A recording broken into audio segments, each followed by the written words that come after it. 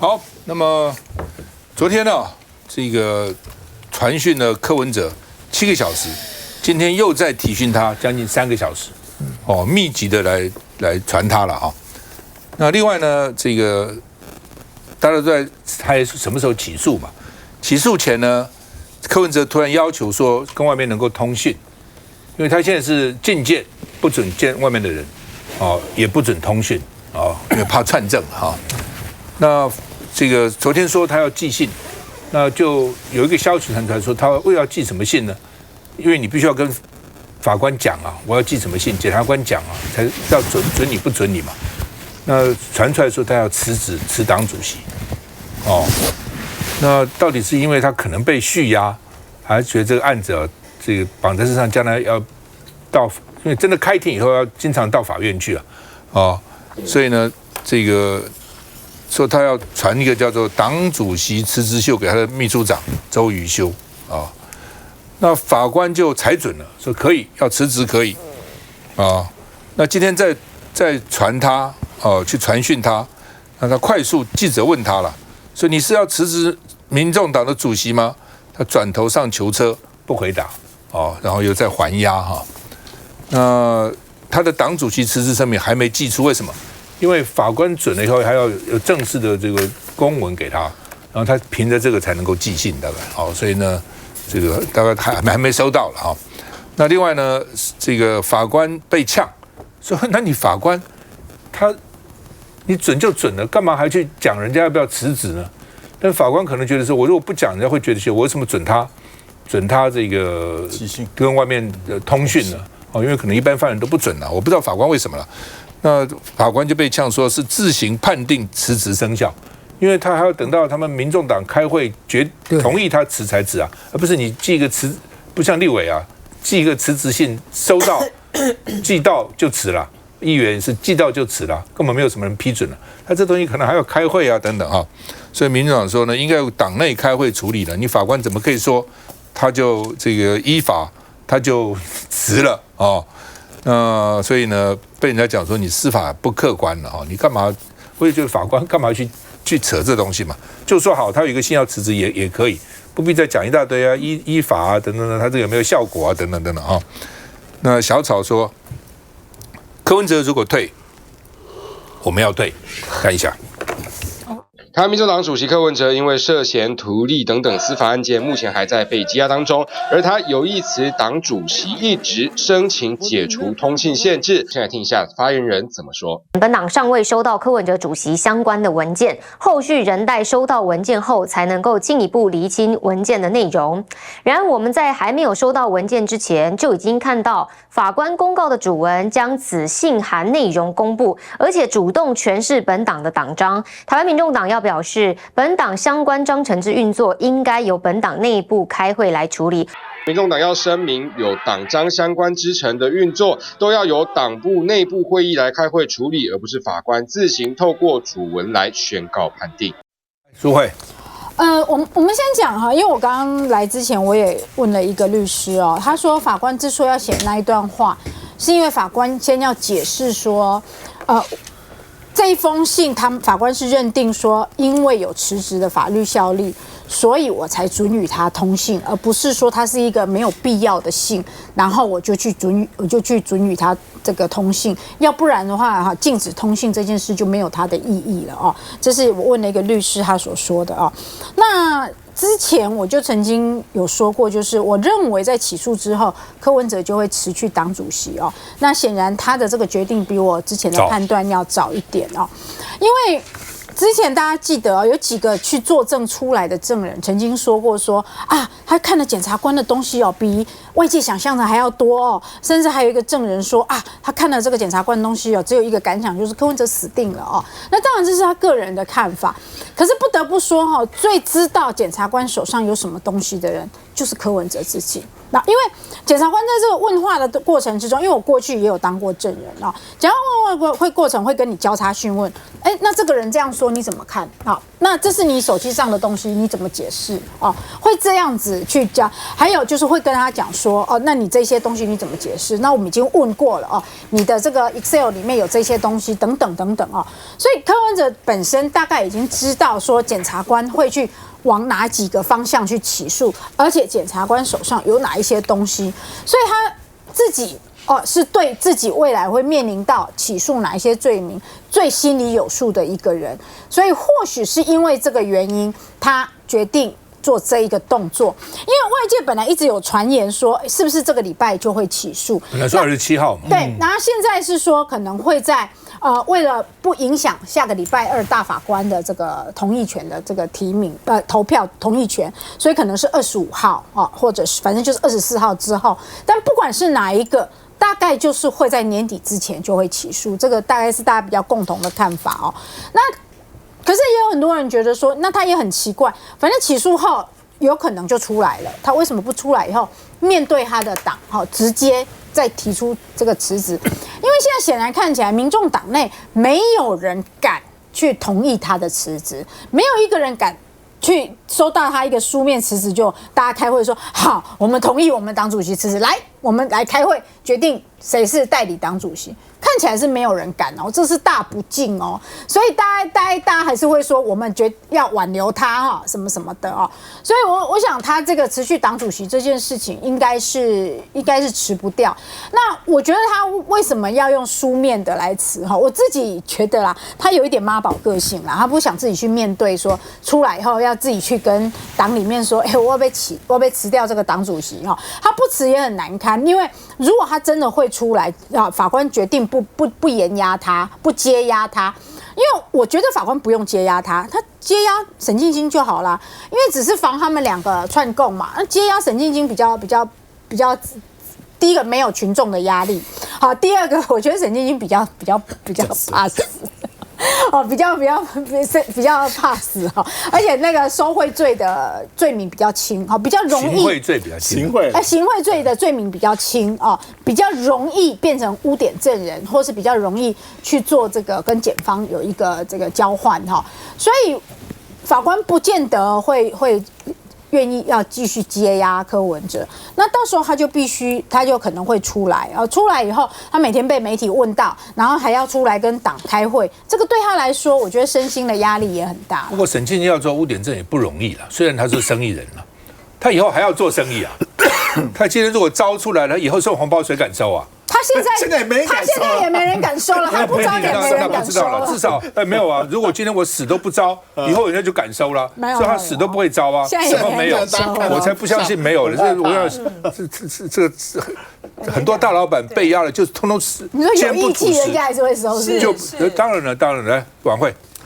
我觉得主席当然还是非常心疼台湾民众党跟小草了哈。我先讲就是说，谁能准他辞？谁能到底谁可以？中央委员会就是中央委员会。那如果收到，可不可以说不准？但我要先讲一下刚刚淑慧讲的啦。我觉得法院这个地方，其实他可以写续名，就是他看那个内容，他觉得是跟案情无关，他准就好了。他其实不用来议论我们这个党要怎么样处理柯文哲的辞职案，我是完全不认同这个说法。因为现在如果说就算柯文哲的东西送出来，党不准他还是辞不了，那就不是法官讲的说他这样送出来就辞了。是啊，所以这个而且他是第一时间他先发给他台北地院的媒体框然后我们任何东西都还没有收到，我们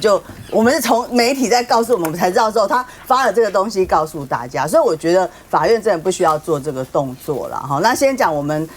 民众党这边如果接到这个主席的这个辞职信之后，当然会先召开这个中央委员会来做讨论。那目前我们紧急应变小组应该在明天就会来召开相关的会议来讨论后续的一些。换句话，这封信应该是真的啦，对，只是准不准而已。是因为法院就直接发了一整个详细的内容给他的所有的他们线上的这个所有的媒体啊，我们是从那里拿到他们相关讯息，我们才知道说他已经发出来了这样。柯文哲做这个决定不错了，好不好？我们休息了再来。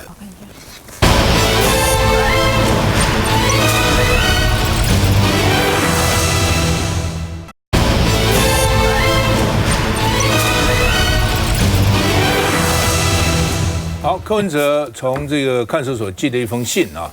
大家判断是辞职信，果然法官说那就是一个辞职信，而且法官还说根据这样，这个辞职是有效的啊。那柯文哲辞到底民众党会不会准？那民众党有没有权利准或不准？哦，还是说辞职他坚持我非辞不可了啊？那有律师讲说柯文哲很聪明，说为什么使用这一招呢？是因为呢，今天法官会说他有实质影响力。哦，因为你当民主党主席，你要有影响8个立委，有实质影响力，所以有可能继续严压他。但是他辞掉党主席，我没有影响力了，我完全没有了，我就素人一个啊。他也许没有什么影响力了，也许法官就把他放出来，就不需要继续演。有律师是这样，做过检察官律师这样说了哈，因为大家在研判他为什么这样还没有出来就先提一个辞职信嘛哈。那柯文哲辞去党主席后呢，党里面也在角力。那有人是要认为是黄国昌之前有说黄国昌当副主席代理主席，也有人说要叫黄国昌直接当主席了。那中间因为他们马上要选什么中央委员什么哈，1月中评委了，中央委员1月19号投票，所以有人觉得说那也是一个变数了啊。老沈怎么看？那我觉得阿伯做的这个决定是案发以后唯一一次正确的决定，但是太慢了，老早就可以决定了。他现在看到他一定会被起诉。说应该做一个了断啊！大家想的说什么律师啊？比如说苏慧问的那个律师，你现在引用的这个律师的话，这个都是法律专业人的太多的联想。我觉得没有那么复杂，唯一的是那个法院的法官呢，多话多嘴，说被那个无发言人好好的打了一个巴掌，所以我叫好。你现在我们台湾政府从民进党执政这么久以后啊。各层次、各部门、各阶级啊，都素养不够，你知道？你只做这么大案子的法官，竟然讲了这么多不三不四的多余的话，你只要讲说这个案子这封信有它实质的效应，不是效力哦，不是是他出去了，民众党一定会处理，这叫效应，而不是必然的效力。那跟本案的审查无关而且这是一个个案。这是一个个例，不是通案，也不是通例，所以我们让他出去了出去了，这个民众党就会处理不是我来讲我让他出去了，所以他辞定了，你把自己认为太伟大了，所以这个是多嘴的法官。乃金是我刚刚讲，就是说我还是蛮肯定，柯文哲这样的决定。虽然说大佬觉得时间已经晚了，因为毕竟这还是一个不太容易的决定如果他继续保有民众党主席的身份的话，就是因为他有实质影响力。好，所以说呢，未来呢，不管起诉书的内容是如何，未来他不管面对到的审判是如何，背后还是有一个民众党的力量来足以支撑他把这件案子呢，就尽量的去朝这个政治追杀的方向去运作。这个对于柯文哲来讲的话，当然是比较好的一种发展方向，因为呢，他很可能在未来的这个审判的过程里面，我们从目前看到的揭露的这个事实来讲，似乎在跟金华城之间的直接的关联的行贿的这个部分，行贿受贿的部分的金额好像不是很大。那所以说，当然最后是要看起诉书的结果是如何，而未来的政治上面的操作空间很大。然后他能够做这样子的决定，然后来专心的去面对官司，切断跟民众党之间的亟待，对于民众党来讲也是一个放生的决定了就是民众党要好好的去考虑自己的未来。当然一个现实上面来讲，民众党呢也不会因为柯文哲辞掉了党主席的身份，就开始呢就真正的切断了柯文哲跟他们之间的关联嘛。民众党还是可以在未来的时候呢继续的去支持柯文哲，可是对于民众党在政治上面的要去运作来讲的话，空间就会变得比较大啦。吴峥，我想对于柯文哲的案件，因为刚刚上一趴我们大家在讨论郑文灿的官司嘛，那当时大家都有提到，如果一个案件里面有人认罪，那整体来看是不乐观的。那柯文哲案件里面现在也有人认罪嘛，大概就是这个朱雅虎的部分。所以那我想司法接下来包含可能检察官要起诉，或者是最后怎么样子判决，那柯文哲要去面对。但是他这次寄这一个辞职信出来，坦白说，里面的政治意涵到底是什么？其实我觉得很耐人寻味。因为会是像刚刚大家讲的说，他为了法律上争取一个比较好的条件吗？或者是说，因为之前柯文哲钦点的民众党中央委员林富南，其实在包含出来开记者会嘛，还直接点名大家是不是每个人大家都支持柯文哲哦，没有代理主席的问题，我们就是全力拥护柯文哲主席。对，因为这林富南是柯主席的人嘛，所以当时大家觉得说，那这应该是一个来自柯系统的讯号。但现在柯文哲又第一个辞职信出来，所以我会觉得说，那是故意要试试看吗？他说他会辞职，那这时候民众党里面谁会跳出来说好，我们接受？那这样是不是就其行不忠？还是说柯文哲觉得他自己的案子真的不太妙，所以他还要为了要救他成立的这个党，所以现在也保持一点距离呢？那我觉得现在很难去判断背后意涵到底是什么。但我觉得对民众党的发展来说，其实前2天我看有一个媒体人，其实就黄阳明嘛，他也会来上我们节目，他才引述了民调资料说，民众党大概在柯文哲整个案件爆发之后，支持度各县市大概腰斩对半。所以我觉得这个其实也会影响到民众党接下来在立法院的路线的，因为民众党成立以来战略跟国民党保持一个有点暧昧关系嘛。他去年一直有蓝白合的问题，就是因为民众党他有能力，除了他的白票以外，吸纳一部分蓝营的选民，好，所以对国民党有点某种程度在 bargain， 然后在勒索这样的张力下去竞争这种白跟蓝中间这块选民。但现在如果民众党制度已经腰斩，就是一半人跑掉了，那跑掉的是白的选民还是蓝的选民呢？那如果跑掉是蓝的选民，剩的都是白的，那我觉得民众党未来其实如果他洗清了相关嫌疑，重新塑造他品牌，那还有在成长的可能性。但如果白的选民已经都失望离开了，那剩下的其实是相对偏国民党的选民的话，那其实变成说民众党会失去在去年选举中这种跟国民党叫板的能力嘛。那他在立法院接下来可能就变成说，要一直跟着国民党这个路线走。那长此下去的话，对于一个第三势力新兴的小党来说，它的发展可能会相当不利。石刚，我觉得柯文哲这样做，我觉得是对的啦。我也是这样，而且让民党的一些党公职人员，特别是未来要参与选举的人员，在柯文哲这个议题上面，能够适当的去画出一个距离。你否则民众党每天开门都被问是柯文哲的案情，那事实上他案情也不是民众党自己的发言人或党公职人员所能够掌握的，所以等于说在这个情况下，民众党自己准备开始筹备2年后的地方选举，甚至未来的选举规划。那至于柯文哲，看他的案情如何，但是2个之间保持的就是一个就是基本上算是一个精神领袖好了，一个精神领袖的概念啦。然后很多的事情，大家还去听听看柯文哲的意见，所以我觉得这个对民众党的党公职人员，我觉得基本上把一个司法的枷锁暂时的放的不要那么重，让党公职人员能够去开始面临下一步的一些这个竞选的规划，我觉得是 OK 的。我觉得这是一个没有那么难的决定啊！我想晚会在场，我请晚会替我传话给你们回去。党里头高层啊，或者有决定力量的那些有影响力的人，为什么呢？因为如果你还犹豫不决，党中央呢还是觉得这些小草得罪不起，那你就死定了。因为你去讨好的就是这一群，就是说打死不退的小草。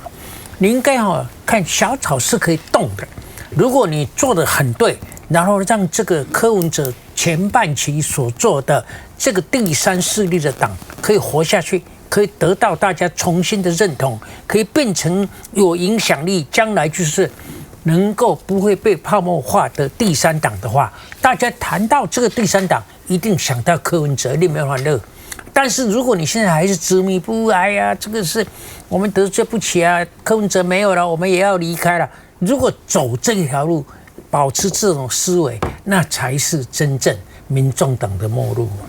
现在就是说，柯文哲他到底有多大强的意愿要辞了？如果你觉得是假的？不，没有觉得假。如果真的要辞的话，就算是民众党中央未留，我还是辞啊。对啊，我辞啊，我不进办公室了。我告诉你们，我以后的党务事情我不管了。就我如果真的要辞的话，谁也挡不住嘛。所以但问题说，他因为在看守所里面。他真实的意愿到底怎么不知道嘛？那封信到底写的怎么样？我们没看到。这一封信，那柯文哲到底希望慰留他，还是希望大家断然这个同意他辞职？也不知道，因为没有办法问到他本人嘛。你问到本人的话，你可以从他的眼神啊，从他的口气啊，看得出来手势，看得出来是不是那么坚定。现在没有，就一封信嘛。那晚会就是说，如果黄国昌代理会怎样？或者黄国昌就变成真的主席或副主席了？我觉得以目前体制来说，就像刚刚前面大家讨论的，就是信要先接到嘛。就是刚刚赵大哥提到，就是说我们不知道主席他现在意志到底是什么样的程度，然后他是怎么样来撰写那封信的一个内容这样子。那我们在外面就是说，我们得到讯息竟然还比媒体来得慢，那我们要等到拿到东西，然后中央委员会，其实我们的紧急应变小组会先召开啦，就是我们明天就开始来讨论这个事情这样子，那才会再交给这个中央委员会这边会来赶快来召开相关的一个会议来做因应这样子。那确实在我们现在这个时候，因为我们也正在准备要选新的一届的中央委员跟中评委这样子，所以我觉得大家要恭喜大家盖团给的时阵，呵呵讨论啊！我想大家这2天应该也会各界会给很多的意见来做相关的表达。那我目前刚刚看到的，就是说党内的意见当然还是有不一样的，就是有一些觉得要尊重主席的意志啊，那有一些就觉得绝对不可以这样子，这种声音是确实是存在。是有2种不同声音，我就听不懂了。那另外一派说要尊重主席的意思。主席什么意思？就是辞职的意思。现在主席的意思啊，一派赞成他辞职，一派不是。但是你刚才讲了，主席的意思可能是假的啊。现在连主席说不定信里面你就把它当真的嘛？谁当了啦？对啊，因为我们现在没有看到但是我们的主持人讲的哦，就有可能是假心假意，不是今天那个给先的哦。如果他还可以这样假到这种程度，那他真的是有史以来天下第一大滑头啊！不知道了，大家不知道他到底什么对想法。还是要看到他真的，当然是因为其实法院的这个媒体的公开的内容是写得非常清楚，他说不定连是这样子的，但是里面的信确实长怎么样，我们还没看到。苏慧因为对他这很了解啊，到底他的这个被起诉、将来被判刑的可能性有多大？第一个我觉得图利的成立是非常大的哈，因为我觉得我自己个人认为啦哈，金华城的收贿这部分的金流，我认为检方找得很辛苦，好，但是图利的这个很确定啊，侵占公益款这部分应该也会成立哈，因为送钱的人应该都承认了，都承认了，然后那一笔钱没有进党。这个也很容易就确认了哈，对，但是柯文哲应该会用大水库的理论去说，我还是有花在党的选举跟事务上，对，可是政治人物常用大水库，那就看法官认不认嘛哈。对，台湾水库何其多哈，所以这个图利跟侵占公益款这个部分，那政治现金好跟这个洗钱这部分哈，就是法庭上的攻防嘛，跟法官的论战哈。那比较现在看起诉书的部分，就是大家最关心的就是金华城的收贿跟行贿这部分。但是因为金华城案比较特殊的，就是收贿跟行贿都有一个人认了，好，一个就吴顺明嘛，一个就是朱雅虎都有一个人认了，但他们都其实是不同的对应端。好，吴顺明认的这个收贿，但他不是柯文哲这一边的人，然后朱雅虎的行贿是行贿给这个李文忠可能是李文忠这一边，或者是说那7个人的210万，但是是不是能对到柯文哲有一点点落差，没有直接了。好，休息了再回来。这样。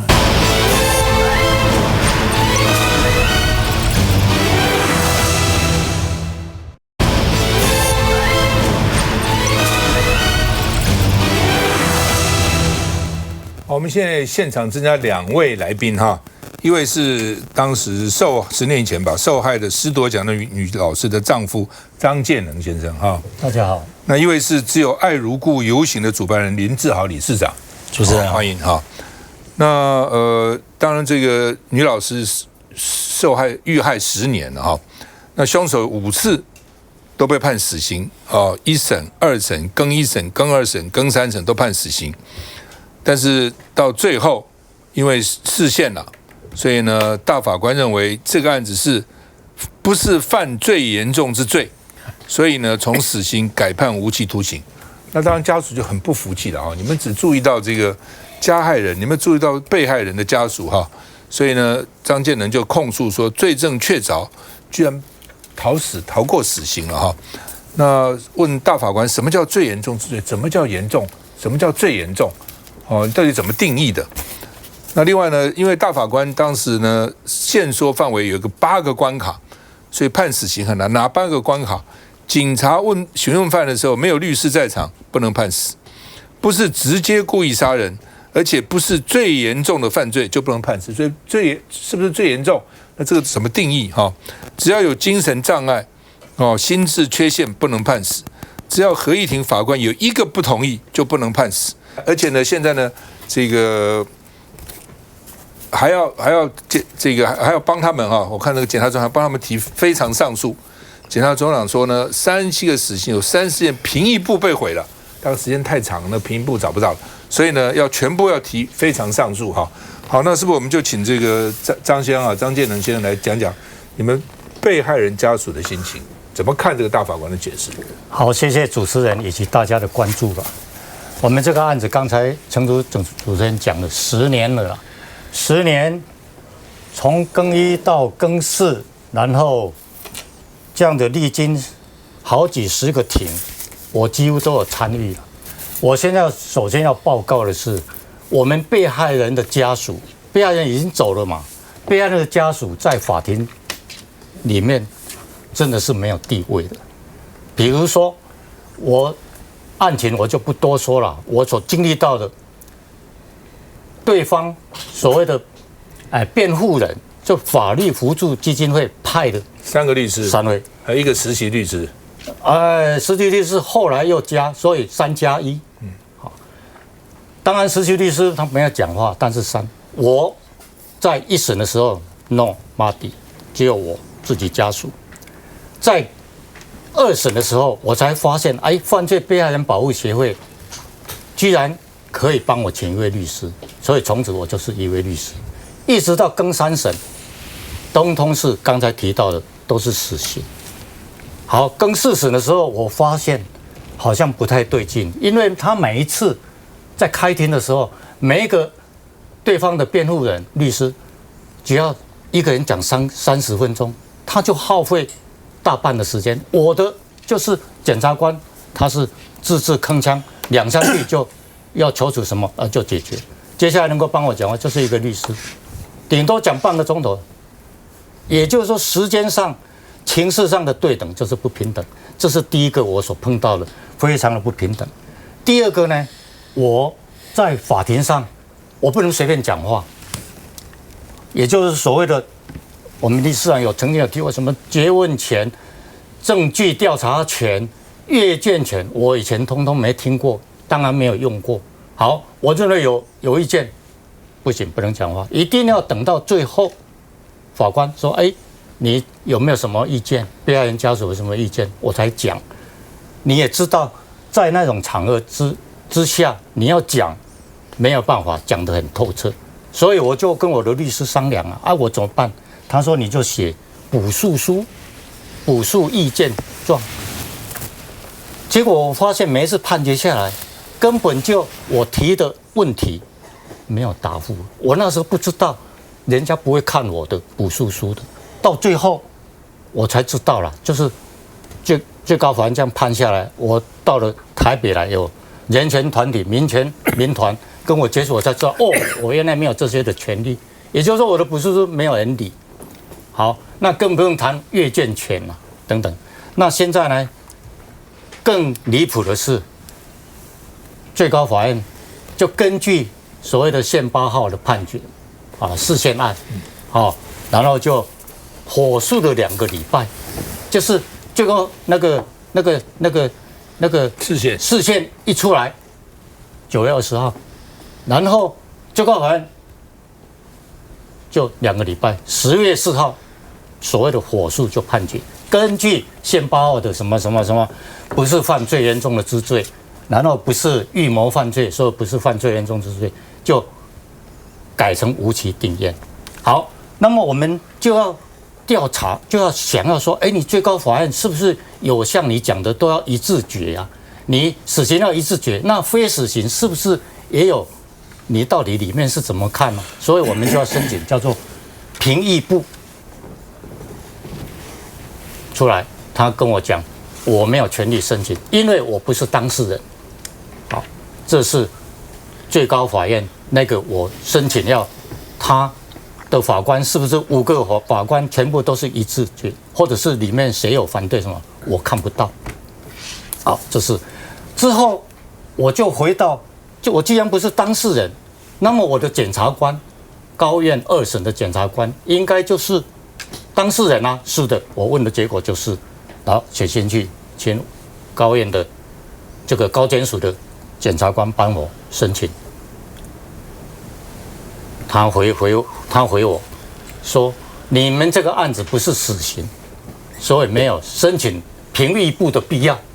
就这样回来。我又申请另外一个的，同时啊，我除了申请最高法院的那个，我要申请跟2审被他驳回的，叫做2633号的一个评议部，连提都没提。那个评议部就是死刑的嘛。然后刚才提到的最高法院的才改成无期。结果他就根据说你不是死刑的，所以一致那个评议部没有必要我申请，就这样一张纸就跟我回来。也就是说我碰壁了2次，理由就是我不是当事人，所以我所经历的不平等就是这样。比较细节的是，被告就是杀人犯，他可以再三的申请精神鉴定与心理衡鉴。总计申请了3次，一个高雄荣总，一个很有名的凯旋医院，专门身心科的。第3个到更4审，他要申请，他指定平安医院，屏东的屏，安全的安，以前我都没听过，还指定所谓的量刑的记者的那个学者，哦，他要指定说，哦，这个量刑的调查是谁来，哪一个学者来做调查，他还指定学者，法院都同意了。然后最后高等法院从死刑改判无期，他就是根据那个平安医院什么有教化的可能，啊，然后非预谋，啊，跟你改判无期，然后接下来就是刚才讲的最高法院，然后根据法官，所以我所碰到的不平等。是在这边啊，跟大家报告一下，谢谢。哎，好吧，这个林理事长，就是你们办游行啊，或者你们怎么看这个？最主要，其实我跟张教授已经游说他2次，他拒绝，他不想触景情伤。但是我说你要勇敢一点，他跟我在一起从来没有流过眼泪。那我跟他说，你不站出来，台湾就狮子会死了。而且我们应该95%以上的台湾的老百姓不知道，因为你们没有当过被害人，你不知道我们在法庭上，被害人竟然第一没有法庭，就像我们每个人有座位，被害人在法庭上没有专属席位，被害人没有独立上诉权，被害人没有申请调查权，被害人没有诘问权，被害人没有抗告权，被害人没有申请光碟权，被害人没有阅卷权，没有申请法官回避权。刚刚这么多8项权利，全部通通都没有。那我们是什么？它只是一个法庭的过场，一个傀儡。为了要完备整个法定的程序，在法官最后问了家属，你对量刑有什么意见？就这样子而已。中间所有的过程，他通通都没有，因为他不是当事人。当事人是被告跟检察官，所以他不是当事人。所以11月3号，我帮他在最高法院申请，是我刻意安排的。我就是要来证明许宗力为首的这些最高法院跟宪判是他们就是诈判，我很严厉的指控他们就是诈判，因为他们在1审的时候竟然把性侵的部分割裂观察分开了，把本个案件的案情全貌，他把性侵的部分，检察官跟被告竟然都没有上诉，那这是一个很以前来讲是结合犯唯一死刑的，他把它割裂观察了，性侵的部分撇开，然后到最后抢劫变成抢劫未遂，为了2000块，到底是2000块还是不足2000块？所以说用这样的百般的刁难，那个张教授，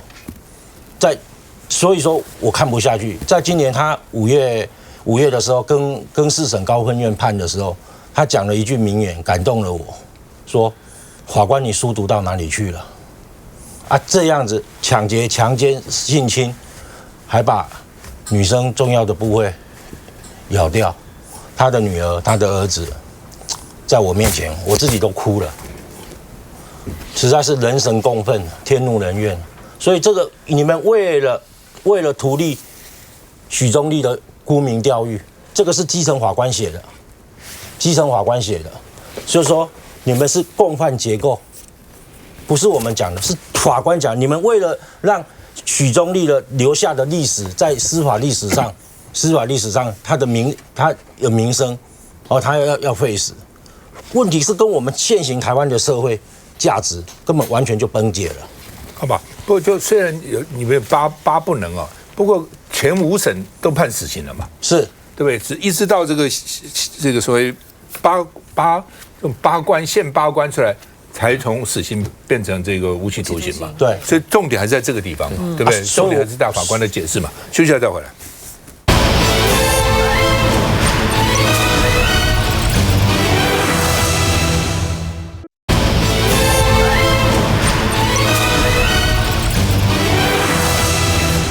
除了这个10夺奖的女老师呢，被奸杀这个案子呢，从死刑变成无期徒刑啊。那这个一个逆子把他8个至亲都烧死了，法官也说，因为他是自首，所以免死啊。那家属就说，法官救的是恶魔，你不要以为你这法官有多伟大哦，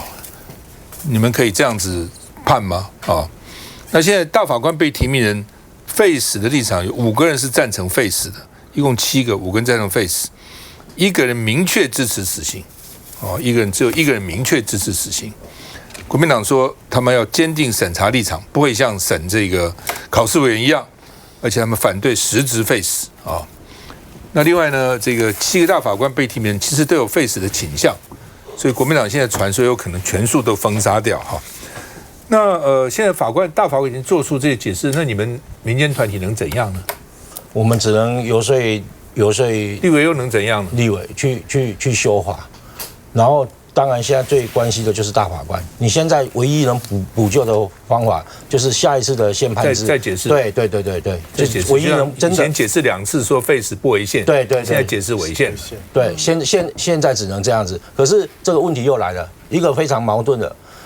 我们有权利记有救济，结果你大法官你宣判宪判制第8号你判决了，那他的权利谁来救济？宪法说有权利，宪法第16条有权利记有救济啊。但是你大法官你违背了常情常理常规常人思维过往的判决，你创新了一个宪判制第8号，那他的权利如何救济？只能所以过去10年张骞就等于几乎都在打官司的，这个时间精力都变成这样子了。对，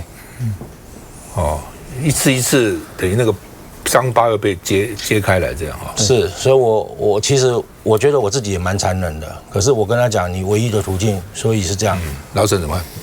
办？因为时间有限哈，我就长话短说。首先，我要觉得张教授讲得很好，因为身为受害人的家属讲得这么好，我必须真的要不只是肯定佩服。不过身经10年的折磨啊，大概不会讲的也可以讲得很好。所以我有简单3个问题。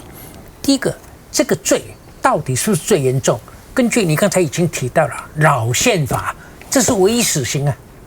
这是唯一死刑，一点空间都没有。那唯一死刑的罪不严重吗？好，那第2点，这个8个关卡，显然我听的结果就是说，他大概有2个关卡作为他的这个窍门，一个就是说他精神有问题，所以他找了3个医院的精神科医生，但是这个跟可教化是矛盾的，有精神有病的人不能教化，可以教化的人精神还算好，这2个是矛盾的。第3个我要请教，就是说为什么这个一面倒的根据民意的调查，一面倒的反对废死的，为什么如果你要诉诸群众运动啊，诉诸这些其他的路径啊，为什么没有能量？这大法官为什么不理啊？不是。民调这么一面倒，但是你说来一个群众游行，我觉得参加的人不会很多啊。我觉得你说要去修法，要鼓动立法院啊、立法委员怎么样，没有用。我跟你讲，今天的政权，也许国民党也一样，但是台湾的获得政权的政党，他们怕什么？他们唯一怕的就是政权不稳，就说这个能量大到就好像当年的洪仲丘一样。你现在回头看洪仲丘有没有道理？好像不是也那么有道理。但是那个时候国民党政权怕了，你知道吗？你一定要激起能量，大举的一再的街头的示威游行，让他觉得说这样的几波面对我怎么挑起啊？我的政权要垮台了，要做到那个程度。我们等了一并请他们这个答复来，这个吴征。其实我没有什么特别要提问啦，因为你自己的感想，我觉得 Face 他们有一套论述啦，那主要可能 Face 的理论是从社会学的角度，他们把整个刑罚制作为一种工具啦，认为说到底这个制度有没有助于降低犯罪率等等。但是确实张先生在对面，我觉得很多时候家属或者是相关人出来问一个很简单的问题，说那为什么我的家人或我认识人走了，那这个人还在？那我觉得这个问题我也不知道怎么回答，因为我觉得这个是很难回答的事情。那我只能就我所掌握到的资讯呢，就是说，民进党其实我们现在整个党既定的政策也并没有说在 face 或就是说 face 或死刑如何。那我们现在方向是，既然宪法法庭有做了这个判决，那我们的立院党团还是会依循宪判8的这个方向去推动修法。那修法的方向其实也要注意，因为这一次确实宪判8里面是把精神障碍的这些相关门槛拉得很高，不论是你犯行的时候有，或者你犯行是没有，但是后来在监禁的时候有最后也不能执行。所以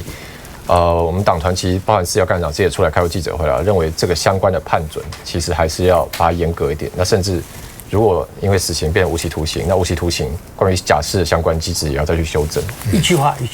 你觉得一个这么凄惨的个案，可以被一群人的理念就论述掉了吗？你觉得这个也未免太……我基本上那个这个赞成废死的就2个了，主要一个是人不是神，怎么能够判人家死了，决定他的生死？那问题他怎么决定人家的生死呢？他就把人家给杀了。第二点就是说，就这样也没有用，犯罪还是继续犯。也完全消灭不了，我也认为不可能完全灭绝。但是你说都没有吓阻作用，我也不相信。来进，就是我想请教张教授了哈，就是说我们现在宪法法庭的这个判决，它其实是在对于犯下这个杀人罪的人，他极尽他权利之保障哈。那就您的这个案子来讲的话，您现在就已经没有任何的再救济途径了，是不是？法律上我不太清楚，说还有没有救济的途径。我个人当然希望有，但是今天2条路，一个是非常上诉，刚才理事长有提到嘛，非常上诉的结果不基于被告嘛，也就是说不会更改到最后的结果。再来就是一个再审，再审是难中之难，因为法界的人士等等，我们也都商讨过，所以我今天会出来，就是刚才他提到的，希望以后的被害人，不管是轻罪重罪，不要像我这种待遇。王慧怎么看？我觉得其实真的要很感佩张教授了，因为这对一个受害者家属来说真的非常不容易。我是之前在听这个立法院的公听会的时候，我就有听张教授他讲更多更详细的整个过程跟案情，我真的觉得整个过程对于受害者家属真的非常的不公平哦。从刚刚他有论述到一些包含律师的部分，我觉得那个支持度真的是非常小，是现在是因为有公民团体出来做支持，所以这表示我们现在的既有的法一定有相关的漏洞，这当然是要处理。但我回来讲，就是说这一次的大法官的审理，我真的觉得我们再也真的要很严格的来监督这几个大法官的一个提名人啊。那民众党也做了一份调查，大家对于这个宪法诉讼法里面在提，就是要提高这个所谓的这个参与的这个大法官人数，要到达一个什么样的一个门槛才能够来召开，或者是要多少人通过才能够来宣告这个法律违宪？我觉得这部分也应该来做相关的一个修正。我觉得过去8年的大法官基本上就是养成上意啦。大概知道说民进党的会有什么样的方向走，所以我的相关的判决就朝那个方向去。然后呢，这个民进党的再拿大法官会议来钳制在野党，或去改变很多的法律，或者继续带风向。我觉得它开始变成这样子一个逻辑循环。所以过去在我们念书的时候，觉得大法官超脱党派，然后这个是一个很学理，然后书衡这个各方的这种意见做出一个很公正、公平公正的判决，也有一个解释的时候，我觉得那个时代已经走了啦，那时代已经过去了啦。那我觉得每次大法官，像美国也是，每次大法官他会有一个重要的议题作为衡量。比如说最近的是堕胎的问题，那也许在台湾这一次呢，我们就以是否支持废死作为一个评量的标准。如果是大法官很明确的说他是支持废死的，那你觉得就删嘛，这也没什么好客气的。那如果支持继续维持死刑啊，甚至在未来修法过程当中，能把一些法律的破碎面啊，甚至对于我们被害人的部分不够。程序上不够完备的地方，他愿意有一个方法来去做一些论述的话，我认为在野党也就可以不吝支持他。不，基本上了，现在真的这个废死的国家就以欧洲为主了。美国还有30几个州是有死刑的，日本啊、什么韩国啊、什么都亚洲都没有这个废死啊。那欧洲讲是废死，我会常常讲啊，就是他们只是这个仁义挂在嘴上，双重标准嘛。他警察当场把人家打死了一大堆啊，怎么还等你抓？我们警察敢打死人吗？他那个现行犯当时就毙掉了，一堆就把他毙掉了。他们有警察也知道，给你到法院去不会死的。所以呢，他那个你看很多警察一围，砰就把你打死了。所以有一个法国朋友跟我讲，他说我们讲这个废死是假的，警察当时把他干掉了，废什么死啊？来，那个家属做个结论好不好？我们大法官他其实就是解释宪法，我们都知道嘛。现在你大法官变成在干涉底下各阶层的法官的实际审判，因为1/25个法官就1/2的5次方，再加上2审的3个1/2的8次方，